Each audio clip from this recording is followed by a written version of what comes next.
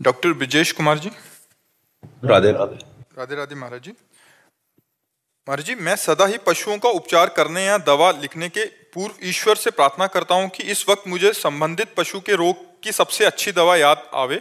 इसी के परिणाम स्वरूप जब पशु ठीक होता है तो पशुपालक तो मेरे चिकित्सा ज्ञान की प्रशंसा करते हैं, किंतु मैं प्रभु को धन्यवाद देता हूं, पर प्रभु पशुपालक की ये प्रशंसा मुझे लंबे समय तक याद रहती है। किंतु कुछ गंभीर रोगों में जब हम पशु को नहीं बचा पाते तब ये मानकर कि हरी इच्छा ही होगी भूल जाता है। बहुत सुंदर विचार है। और एक और डॉक्टर हैं, ये भी ऐसे ही कह रहे हैं कि ये भी ऐसे ही करते हैं, बट कभी कभी जिन्होंने जब सफलता या असफलता मिलती है तो लोग बहुत गलत शब्द का प्रयोग करते हैं, तो उस समय मन दुखी होता है। कोई बात नहीं, दुखी नहीं होना चाहिए, अपने को पक्का होना चाहिए।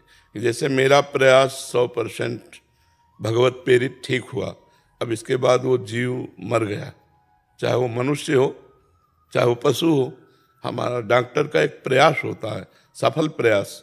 अब परिणाम भगवान के ऊपर है। जैसे उसका प्रारब्ध है कि अब इतने मिनट इतने सेकंड के बाद ये मरेगा, तो तुम चाहे संजीवनी जड़ी पिला दो, वो मरेगा, क्योंकि उसकी आयु समाप्त हो गई है। आयु को बढ़ाया नहीं जा सकता, आयु डॉक्टर के हाथ में नहीं है। रोग का निवारण करने की क्षमता औषधि में है, लेकिन आयु को बढ़ाने की क्षमता नहीं है। अगर आखिरी श्वास है, आपके इंजेक्शन लगाते लगाते तो आखिरी श्वास ही हो जाएगी। तो हमको इस बात पर धैर्य रखना चाहिए कि हमारा प्रयास उत्तम रहा, औषधि उत्तम दी, इसके बाद जीव का परिणाम यह है कि उसकी आयु समाप्त है, इसलिए वो मर गया। हमें दुखी नहीं होना। सामने वाला गाली दे रहा हुआ अज्ञानी है, वो इस विषय को नहीं जानता, केवल वो रोग निवारण के उतने ही विषय को जानता है जितना पढ़ाई की है, जितना अभ्यास किया है, शेष बात नहीं।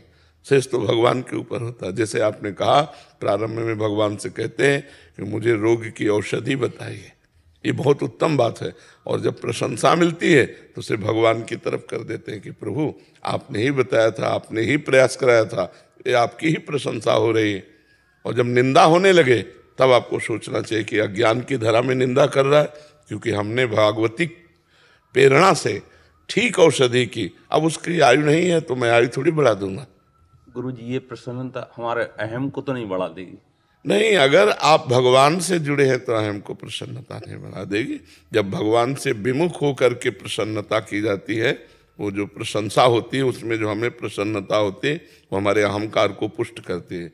और जब हम भगवान से, तो फिर अपने को पता है ना, दूसरे हमको कहें कि बहुत अच्छे डॉक्टर हैं, लेकिन अपने को पता है ना कि अच्छे डॉक्टर तो भगवान है, तो बस हाँ, बस फिर अपने को अहंकार नहीं है। मैं समता का भाव चाहता हूँ। हाँ, प्रसन्नता भी उतनी ना हमारे लिए प्रेरित वो हो पाए कि हम प्रसन्न ही बने रहें, आगे भी काम करिए, तो मेरा कर्म ही। प्रसन्नता से समता में कोई फर्क नहीं पड़ता, क्योंकि प्रसन्नता समता की तरफ ले जाएगी। समता का फल प्रसन्नता है। हर्ष और शोक, इनसे बचना है। प्रशंसा में हर्षित होना और निंदा में शोकित होना, लेकिन प्रसन्न रहना, ये भागवतिक है।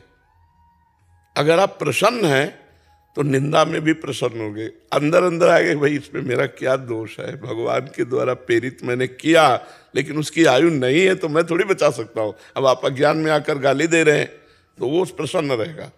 लेकिन अगर हर्षित हुआ है अपने गर्व में कि मैं बहुत अच्छा डॉक्टर हूँ, तो जब गाली मिलेगी तब शोकित हो जाएगा। तो प्रसन्नता भागवतिक है और हर्ष और शोक ये मायाकृत है जी।